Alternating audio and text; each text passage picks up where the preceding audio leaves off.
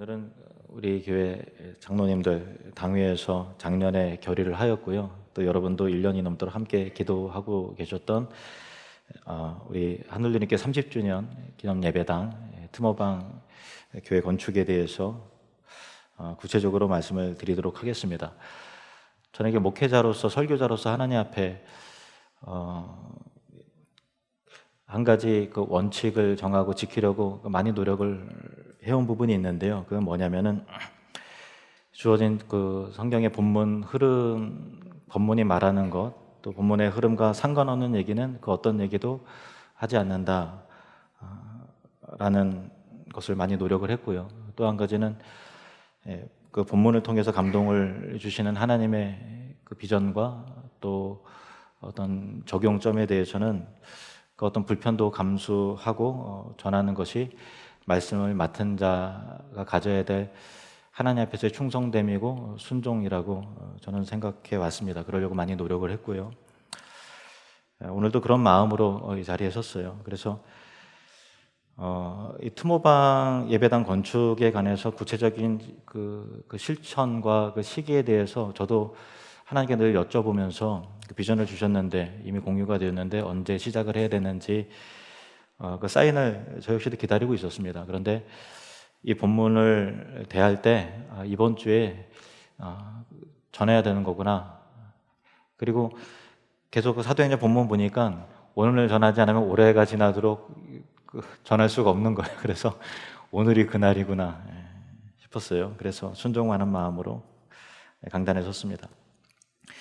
트모방 교회 건축은 어떻게 해야 되고 우리가 언제 하나님께 헌금을 드려야 되는가라고 함에 있어서 가장 좋은 타이밍은 사람이 정하는 게 아니에요. 그리고 또 그 환경이 정해지는 거 아닙니다. 환경이 최적의 상황이다, 좋은 타이밍이다, 그런 게 없어요.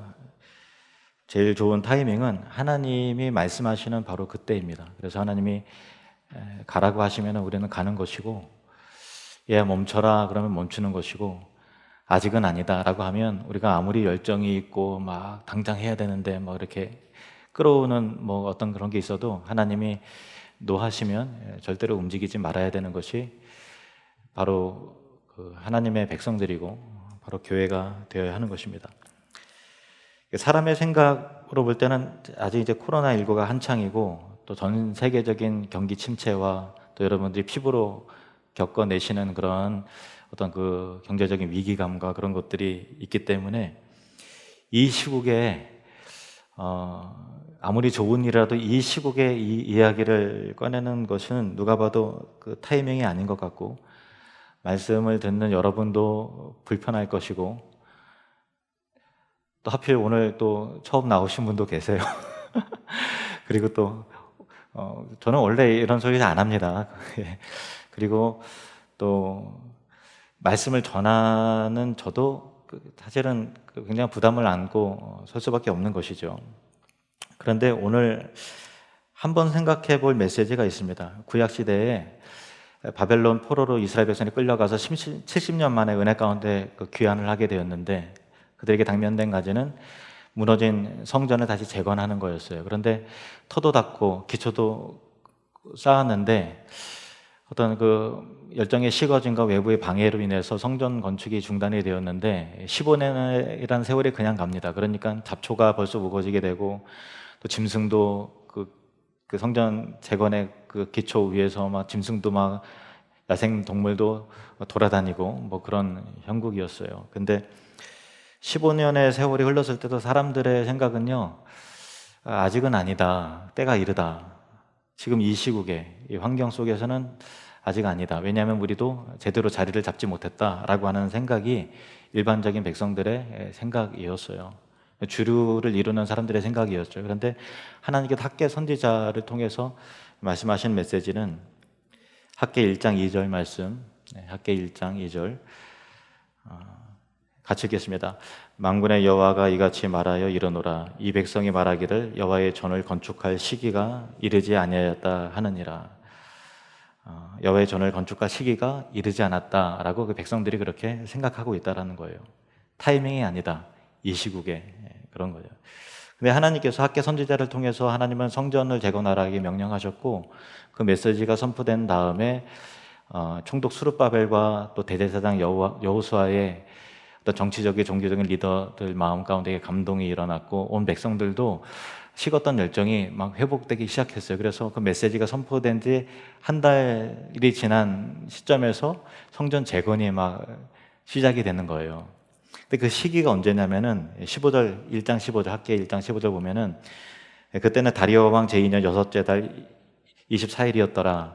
그 당시에는 이제 달력이 그 왕을 기준으로 이렇게 날짜를 계산을 하는데, 여섯째 달 24일이었다라는 얘기는요, 그때가 농번기예요. 그 추수 끝자락에 제일 바쁠 때 열심히 곡식 거두어서 창고에 들이고, 왜냐면 그래야 1년 먹고 살 거 아니겠어요. 그래서 당장에도 일손이 부족하고 막 허둥댈 수밖에 없고, 여기저기서 이렇게 노동력이 굉장히 필요하는데, 그때 성전을 재건을 하라니, 이 인간적인 생각의 타이밍은 이건 아닌 거예요. 그런데 하나님께서 감동을 주시니까 이 귀한한 백성들의 삶이 안정이 아직 안 됐고, 농번기의 그 시기를 생각할 때 정말 아닌 것 같은 그 타이밍에 하나님의 말씀이 떨어졌고, 그런데 하나님의 말씀이 전해지자 사람들은 삶의 우선순위에 대해서 생각하게 된 거예요. 나의 안정과 삶의 기간을 먼저 해놓고 하나님의 저는 나중에 세우자라고 했는데, 하나님은 그게 아니라 하나님의 성전이 먼저 되어야 된다라고 말씀하셨던 것이고, 그래서 그들은 순종하기 시작했습니다. 그래서 하나님은 가장 어려운 때에 성전을 재건하게 하심을 통해서 이스라엘의 백성들의 삶의 우선순위가 재정립되게 하시고, 그들의 믿음을 보시고 역사를 일으켜 축복하시면서 그들의 마음 가운데 이때 우리가 하나님께서 우리를 통해서 이 일을 했다라고 하는 그 영광과 은혜가 충만히 임할 수 있도록 그렇게 기가 막힌 섭리 가운데 그렇게 하셨다라는 것입니다.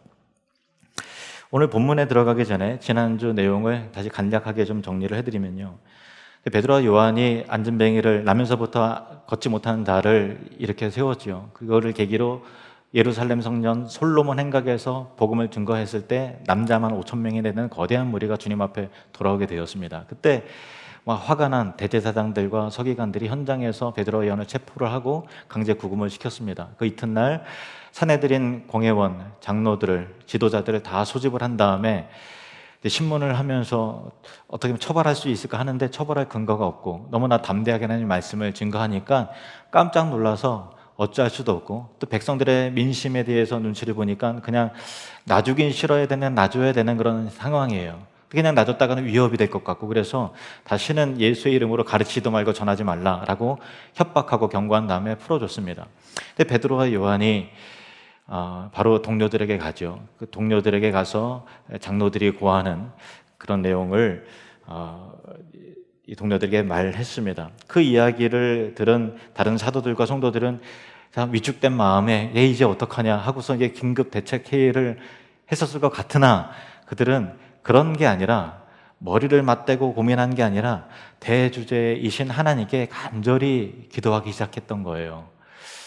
우주를 창조하시고 만물을 이끄시고 주관자 되시는, 역사의 주인 되신 하나님, 이 세상에서는 세상의 권세 잡은 자들이 주인인 것 같고 그들의 결정에 의해서 세상이 움직여지는 것 같지만, 그러나 이 세상은 하나님이 주인이시고 하나님이 대주제이시므로 하나님이 이끌어 가시는 세상입니다라고 하는 이 믿음의 고백이 그들 가운데 있으면서 그들은 한 마음으로 간절히 기도하기 시작했습니다. 그 내용은 첫 번째로 그들의 위협함을 하감하여 주십시오, 굽어 살펴 주십시오라는 거예요. 우리의 형편과 사정을 소상하게 하나님께 아뢰는 거죠. 위험을 없애달라는 것이 아니라 감찰해달라는 그런 내용이었습니다. 두 번째는 그들의 위협은 있지만 그럼에도 불구하고 하나님의 말씀, 이 복음은 담대하게 증거되게 해 주십시오, 그거였어요. 그리고 세 번째는 예수 그리스도의 이름으로 병든 자가 고침을 받고 표적과 기사가 계속해서 나타나게 해달라고. 그러니까 복음을 전할 때 하나님의 함께 하시는 그 능력과 역사가 지속적으로 나타나게 해달라는 그 기도를 했어요. 이 기도를 제가 이게 살펴보면서 우리도 코로나19로 인해서 굉장히 참 위협을 받고 위축되고 여러 가지로 안절부절하지 못하는 그런 상황 속에서 우리 기도 수준은 안전과 우리의 삶의 회복만을 위해서 기도하지 않았는가. 그러니까 첫 번째, 두 번째, 세 번째 기도 제목에서 첫 번째 수준까지는 그것은 당연히 기도해야죠. 우리의 처지를 아뢰고 또 병든 자를 위해서 기도해야 되고 그리고 또 속히 이 위험의 시국이 물러가도록 당연히 기도해야 되죠. 잘못된 기도는 아닙니다만은 그것과 덧붙여서 그럼에도 불구하고 하나님의 복음은 더욱더 담대하게 증거하게 하시고 교회는 더욱더 교회다워지게 하시고 우리의 미숙함과 잘못된 판단으로 하나님의 영광이 가려지는 일이 없게 하시며 교회 공동체성의 그 회복과 은혜가 예배의 소중함이 더욱더 불일듯 일어나며 선교가 위축되고 우리 경제가 위축이 되니까 아무래도 우리 그런 것들에 대해서 여력이 없지 않겠어요. 그러나 선교가 위축되지 않고 사랑 나눔 축제를 하지 못하지만은 이 복음 전파는 위축되지 않도록 우리가 더 기도해야 마땅하지만 저도 그렇고 우리도 그렇게 하나님 나라와 그의 의를 먼저 구하기보다는 너무나 크게 우리의 삶의 기반을 흔드는 그 거대한 파도 앞에 그 파도에서만 벗어나게 해달라고 하는 그 기도의 수준에 머물지 않았는가라고 하는 그 반성이 저에게 있었어요. 그래서 그 부분을 지난주에 나누었던 것이죠. 그리고 오늘 본문으로 이어지게 되는 것입니다. 자, 32절 말씀. 32절 같이 읽겠습니다. 시작. 믿는 무리가 한 마음과 한 뜻이 되어 모든 물건을 서로 통용하고 자기 재물을 조금이라도 자기 것이라 하는 이가 하나도 없더라. 아멘. 참 놀라운 역사가 아닐 수 없습니다. 근데 이것은 사도행전 2장의 그 말미에 나오는 유무상통의 일들이 다시 여기 반복되어 기록되어 있는데요. 이것은 오순절 역사를 통해서 성령 세례를 받은 그들이 그때 이제 3,000명이 회심하고 들어왔는데 그들이 이 성전과 각 가정에서 모이게 힘쓰고 날마다 모이고 또 서로 떡을 떼고 교제하면서 한 몸을 이루고 그리고 또 유무상통의 일들을 경험하게 된 것들이 단회적인 사건, 순간 은혜 받아서 일시적인 일이 아니라 반복되는 일이었고 지금 이 시점까지로 계속되는 지속되고 더욱더 왕성하게 되어서 또 5,000명이나 되는 그 신자들이 들어왔을 때 그들도 같은 이러한 일들을 경험하게 되었다라는 것을 우리에게 말하는 것이죠. 특별히 주목할 만한 부분은 자기 재물을 조금도 자기 것이라 하는 이가 하나도 없더라라고 하는 충격적인 내용이에요. 자기 재물을 참 진지하게 고민해 보세요. 자기 재물을 조금도 내 것이라고 하는 이가 하나도 없다라는 거예요. 어떻게 이런 가치관과 행동의 변화가 일어날 수 있을까? 이런 궁금하지 않으세요? 요즘 우리 큐티 본문이 레위기입니다. 그래서 여러분도 가정에서 또 교회에서 이제 한 장씩 묵상하고 계신 줄로 아는데 지난 금요일 본문은 19장인데 제가 새벽 기도 때 전한 말씀이 바로 이런 부분이었어요. 레위기 19장 9절에서 10절 말씀 보시면 너희가 너희의 땅에서 곡식을 거둘 때에 너는 밭 모퉁이까지 다 거두지 말고 내 떨어진 이삭도 줍지 말며 내 포도원의 열매를 다 따지 말며 내 포도원에 떨어진 열매도 줍지 말고 가난한 사람과 거류민을 위하여 버려두라. 나는 너희의 하나님 여호와이니라. 아멘. 너희는 항상 가난하고 없는 사람들을 항상 잊지 말고 먼저 생각해야 된다는 거예요. 그래서 구체적인 실천이 뭐냐면 곡식을 거둘 때 반 모퉁이까지 거두지 말고 일부러 좀 흘리고 그래서 가난한 사람들이 거류하는 사람들이 그것을 거두어서 같이 더불어서 땅이 없어도 내가 그 소출이 없는 사람도 같이 더불어서 이 추수 때의 풍성함을 같이 누릴 수 있도록 그렇게 하라는 말씀이죠. 그런데 이러한 실천과 명령의 근거가 뭐냐면은 뒤에 그 19장 34절 그리고 36절 한번 보시면은 너희도 애굽 땅에서 거류민이 되었었느니라. 나는 너희의 하나님 여호와이니라. 나는 너희를 인도하여 애굽 땅에서 나오게 한 너희의 하나님 여호와이니라. 아멘. 이렇게 돼 있어요. 그러니까 너희도 애굽 살 때는 자유가 없지 않았느냐. 강제 노역에 시달리면서 정말 어렵고 힘들게 입에 풀칠하기도 힘들게 그렇게 살지 않았느냐. 없는 자들로 살았다. 그러나 나는 너희를 그런 가난과 어려움의 시기에서 애굽 땅에서 자유가 없었던 그 땅에서 건져낸 애굽 땅에서 건져낸 나는 여호와다라는 거예요. 이 말씀의 의미는 뭐냐면 그러니 너희들이 지금 이 땅에서 누리고 있는 것을 당연한 권리로 생각하면 안 돼요. 처음부터 누렸던 당연한 권리로 생각해서는 안 된다는 거예요.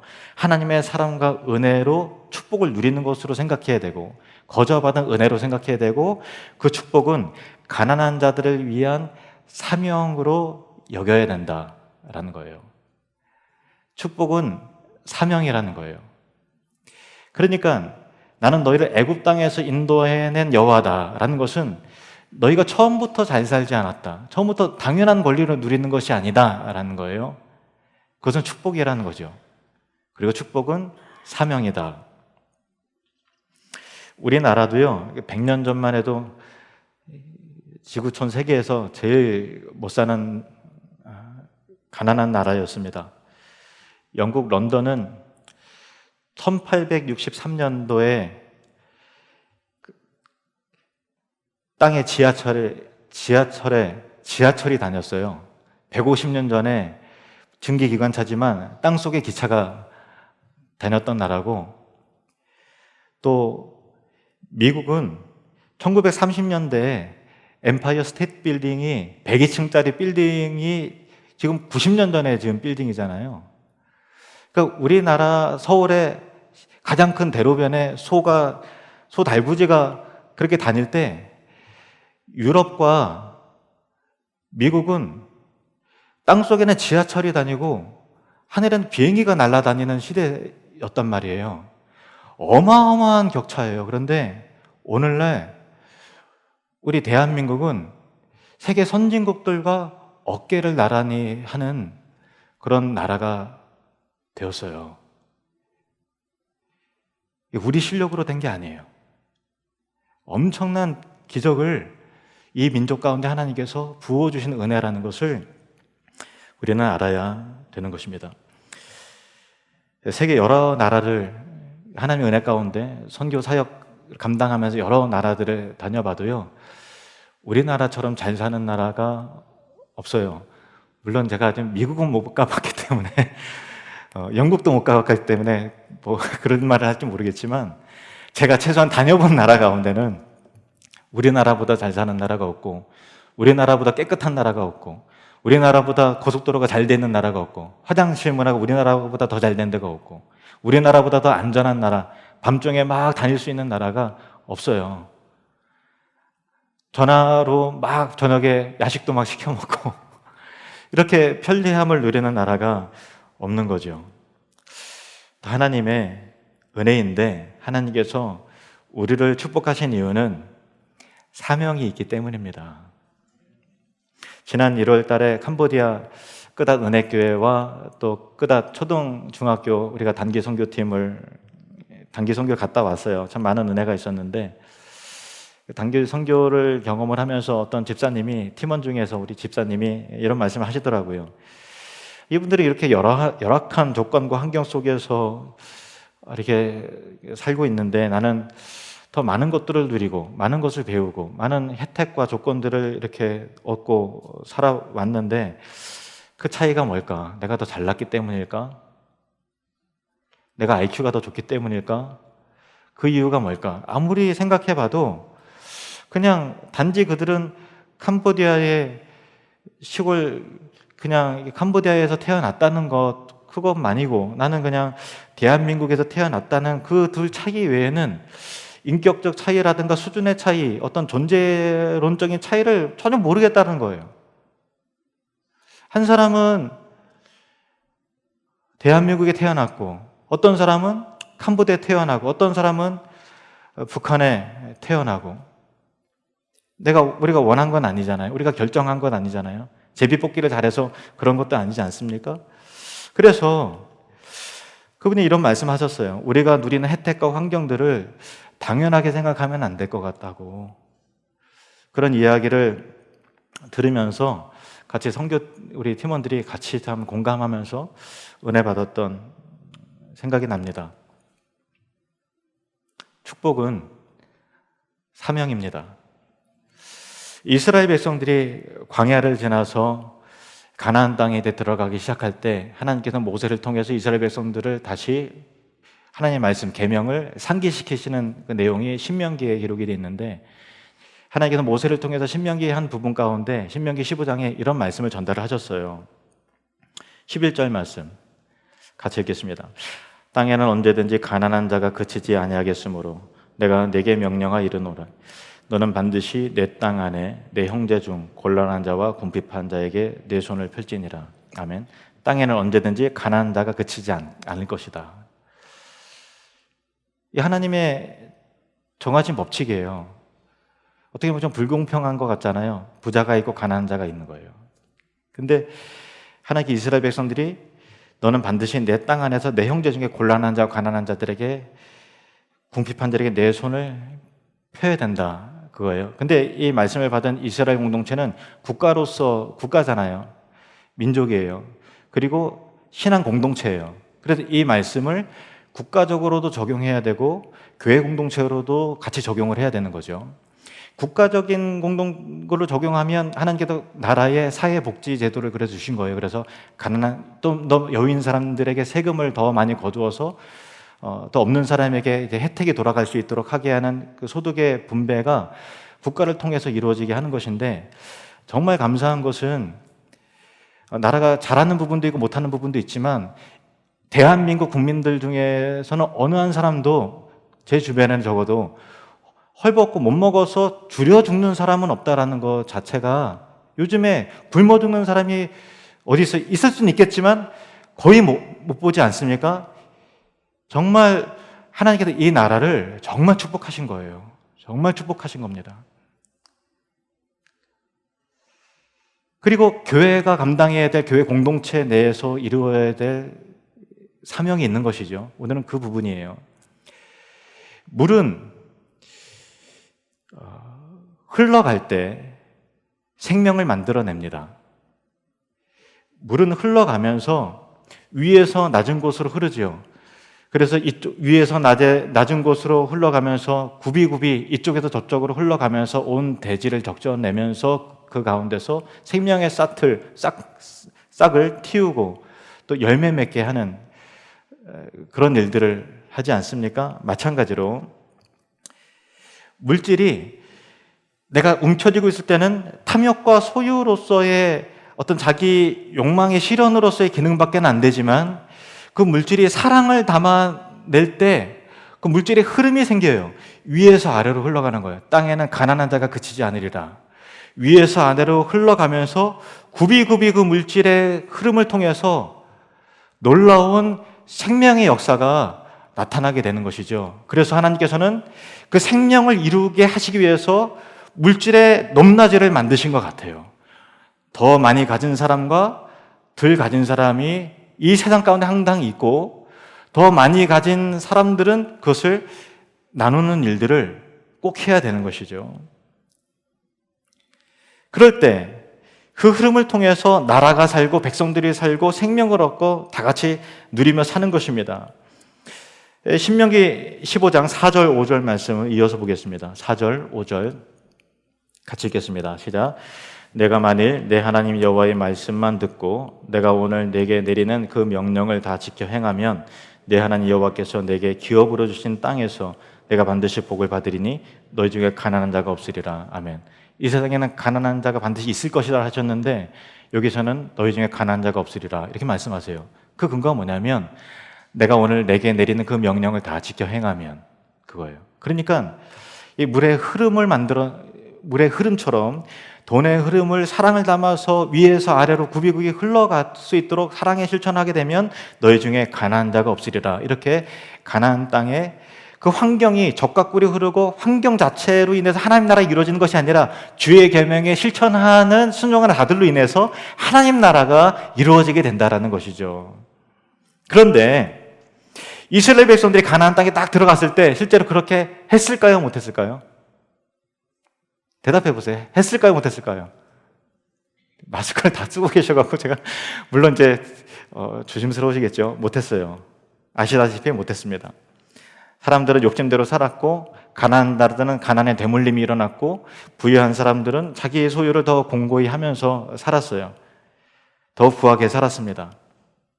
그런데 그 가나안 땅에 가난한 자가 없으리라는 약속의 하나님의 말씀이 실현된 시점이 있어요.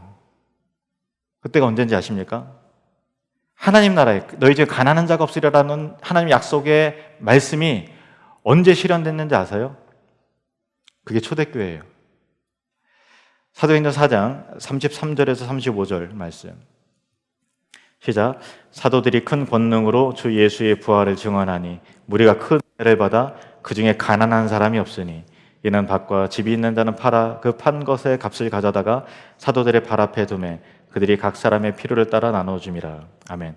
그 중에 가난한 사람이 없었다. 이 말씀이 그냥 읽다가 그랬나 보다 지나간 것이 아니라 신명기 15장에 너희는 이렇게 살고 하면 이런 하나님 나라에 가난한 자가 없게 된다라고 하는 그런 축복을 누리게 될 것이다 라고 하셨는데, 이 말씀이 드디어 이루어진 것은 율법 때문이 아니고 성령을 받은 자들이 은혜를 받으니까 이런 일들이 일어났다는 거예요. 참 놀랍죠. 율법에 의해서 강제적으로 한 게 아니에요. 그리고 어떤 사회주의적인 이론에 의해서 소유재산을 허락하지 않는 어떤 그 부담스러운 분위기 속에서 뭐 어쩔 수 없이 뭐 그래야 되나 보다 해서 된 게 아니라 자발적인 은혜 가운데 그냥 감동대로 그렇게 이루어진 놀라운 역사라는 것입니다. 다시 본문을 볼까요? 33절에서 35절 말씀 보시면 사도들이 큰 권능으로 주 예수의 부활을 증언하니 무리가 큰 은혜를 받아. 이거예요. 은혜 받은 자들의 특징이라는 거예요. 은혜를 받은 거예요. 그 은혜는 유명한 부흥 강사가 와서 여러분 헌금하시자 해서 순간 들뜬 분위기 속에서 그런 게 아니에요. 그 은혜의 종류가 뭐냐? 어떤 감정의 어떤 일시적인 움직임이 아니었고 어떤 은혜였냐? 사도들이 큰 권능으로 주 예수의 부활을 증언하니, 부활의 복음, 십자가 복음이 증거했을 때 그들은 비로소 영생의 개념이, 영원한 개념이 열려지게 된 거예요. 천국의 비전이 열려지게 된 거예요. 이 땅의 것은 지나가는 것이고 영원한 하나님 나라가 도래가 되었다라고 하는 뜨거운 비전이 복음의 전파와 함께 이루어지게 되었다라는 것입니다. 복음은 사람을 변화시키는 능력이에요. 우리의 가치관을 다 바꾸는 것입니다. 그런 역사가 2000년의 기독교 역사 가운데 교회가 교회되게 해왔던 거예요. 세상의 시스템으로는 안 되는 거예요. 강제적으로는 안 되는 거예요. 율법으로도 안 돼요. 모세가 얼마나 훌륭한 지도자에 너희는 이렇게 해야 된다. 그렇게 해서도 그들은 가나안 때리는 거자 안 돼요. 그들은 변명하겠죠. 안 한 게 아니라 못한 건데요. 어쨌든 간에 안 되었어요. 그러나 성령 받은 자들이 복음의 메시지를 들었을 때 복음은 사람을 강력하게 변화시키더라. 시스템으로 안 되는 거예요. 대통령이 바뀌었다고 되는 게 아니에요. 하나님께서 하시는 것입니다.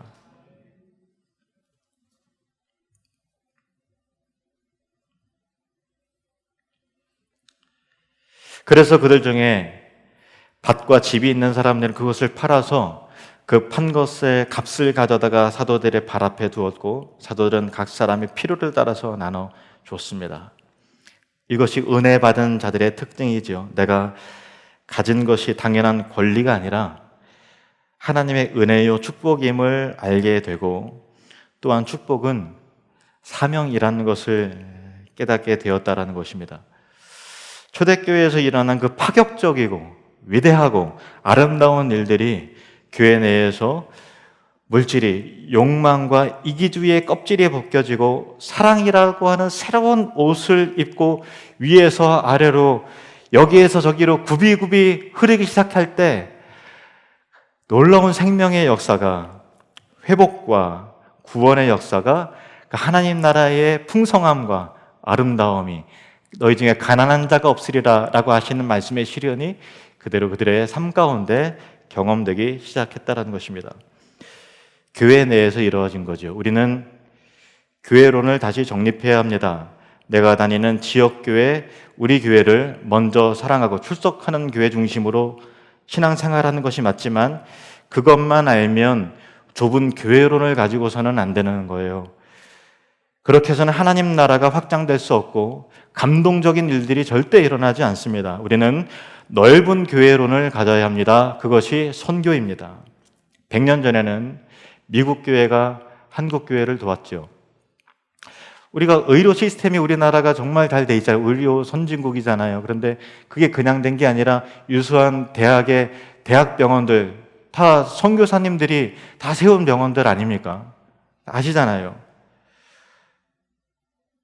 물질이 대륙을 건너서 이곳을 흐르기 시작했을 때 그곳과 이곳에 생명의 일들이 일어나기 시작했습니다. 이제는 한국교회가 세계교회를 섬기는 시대입니다. 세계 경제가 어둡고 우리 역시 힘든 시기를 보내고 있고 코로나19로 인해서 여러분도 미래가 불투명한 정말 참 암담한 시대 속에서 살고 있지만 그럼에도 불구하고 아십니까?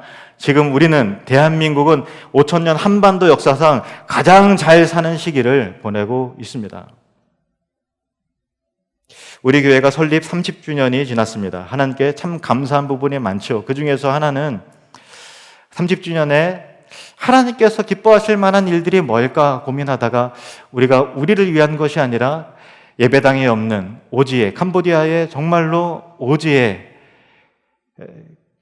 예배당을 지어주고 그럼을 통해서 하나님의 기쁨이 되기를 원하는 우리 당회의 결의, 성숙된 믿음의 결정이 있다는 것이 정말 감사한 일이고 여러분들은 정말 제가 자신 있게 말합니다. 여러분들은 우리 당회를 자랑스러워야 합니다. 별로 속으로 크게 하신 줄로 믿습니다. 그래서 우리 당회에서는 캄보디아 트모방에 제2의 끄닷 은혜교회를 짓기로 했습니다. 그리고 짓기로 하고 구체적으로 말만 하고 진행이 되지 않으니까 6개월 전인가 어느 집사님이 궁금하셨는지 목사님 트모방에는 교회 언제 건축하나요? 이렇게 물으셨어요. 그래서 제가 그 집사님에게 건축에 대한 헌금에 대한 본문이 나올 때까지 저는 기다릴 겁니다. 이렇게 대답을 했습니다. 그날이 오늘입니다. 36절, 37절 말씀입니다. 36절, 37절 같이 읽겠습니다. 시작. 구브로에서 난 레위족 사람이 있으니 이름은 요셉이라. 사도들이 일컬어 바나바라. 번역하면 위로의 아들이라 하니 그가 밭이 있음에 팔아 그 값을 가지고 사도들의 발 앞에 두니라. 아멘. 여러분들어 집과 밭을 팔아서 헌금하라고 하는 것은 아니니까 안심하셔도 좋습니다. 여기 요셉이라는 사람이 나와요. 그게 본명이에요. 그런데 그의 인격과 삶과 또 행실을 통해서 많은 사람이 위로함을 받으니까 사도들이 요셉이라 부르지 않고 바나바, 위로의 아들이다 라고 하는 이름으로 부르기 시작했는데 그게 거의 본명이 된 거예요. 그래서 바나바가 등장을 하지요. 우리가 캄보디아 트모방은 캄보디아 정글 깊숙이 있는 곳인데요. 그곳에 성도들이 있어요. 어떻게 성도들이 없었는데 한성우 선교사님 그 KBS 신학생 출신 사역자들이 그곳에 들어가서 이제 몇 년 동안 복음을 전했을 때 성도들이 무리가 생겼어요. 그 중에 한 사람은 김산 사역자예요. 그래서 그 사역자들이 전도한 그 청년들이 KBS에 가서 다시 신학을 배우고 끄닷 은혜교회를 지금 이제 담임하고 있고 여기저기 흩어져서 복음을 전하고 있는데 아직 예배 모임 가운데 예배당은 있는데 이게 좀 협소하고 예배당 같은 모습은 아닙니다. 그래서 땅은 있어요. 누군가 기증하신 땅이 큰 대지가 있는데 그곳에 아직 예배당이 세워지지 않았죠. 그곳에 끄닷 은혜교회처럼 예배당을 세우게 될 것입니다. 우리도 끄닷 은혜교회 세울 때 그곳에 예수 믿는 자들이 하나도 없었는데 지금은 인근의 초등중학교, 끄닷 초등중학교에 500명 정도 된 학생이 있는데 그 중에 5분의 1, 100명 가량이 끄닷 은혜교회 그 주일학교 학생들이잖아요. 앞으로 계속 그런 일들이 일어날 것이고 얼마나 하나님께서 기뻐하시는 하나님의 사람들이 그 교회를 통해서 배출되겠습니까? 다시 그 일들이 더 왕성하게 일어나게 될 줄로 믿습니다. 이 일이 그들에게 위로의 아들, 하나님의 위로가 되는, 하나님이 그들을 위로하시는 일들이 되길 원합니다. 우리 모두가 바나바와 같은 위로의 아들들이 되시기를 주의 이름으로 축원합니다. 6월 한 달이라는 기간 동안 하나님이 주시는 감동대로 헌금을 하십시오. 부부가 상의하셔서 혼자 막 이렇게 하지 마시고 부부가 상의해서 헌금하시고요. 무리해서 하실 필요도 없고 또 늘 그렇듯이 경쟁할 필요도 없고 또 눈치 볼 필요는 더더욱 없죠. 그리고 또 어떤 분들은 소득도 없고 모아놓은 물질이 없어서 적게 하실 수밖에 없는 상황 속에서 그 마음의 괴로움과 속상함을 가지실지도 모르지만은 그렇게 속상해야 될 필요가 없어요. 이 일은 하나님께서 하시는 일입니다.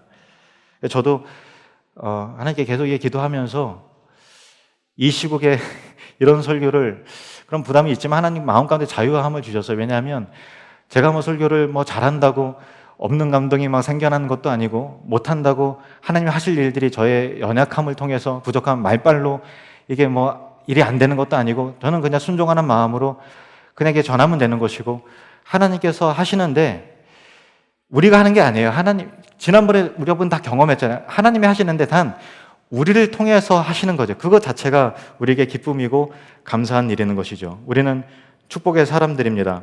축복은 사명입니다.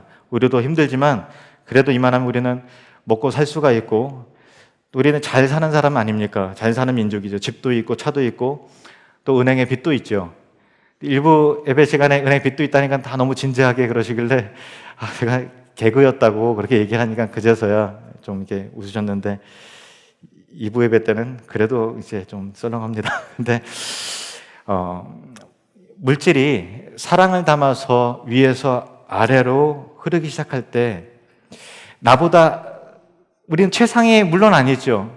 중간, 중하 어디에 있을지도 몰라요. 그렇지만은 항상 물은 위에서 흘러왔을 때 가둬두면 연못이 되고 썩은 물이 되지만 나보다 더 아래로 항상 흘려보내야 되는 게 원리 아닙니까? 그 물이 흐름이 크든 작든 간에 그럴 때 대지가 살아나듯이, 우리도 물질이 소유와 탐심의 허울을 벗고 사랑을 담아서 위에서 아래로 여기에서 저기로 흐르기 시작할 때 이곳과 그곳에 하나님 나라가 임하는 것이고, 너희 중에 가난한 자가 없으리라 라고 하는 약속의 생명과 축복의 일들이 일어나게 될 줄로 믿습니다. 신명기 15장의 계명과 축복과 약속이 사도행전 4장의 기적과 은혜가 오늘 이곳에서 일어나길 바랍니다.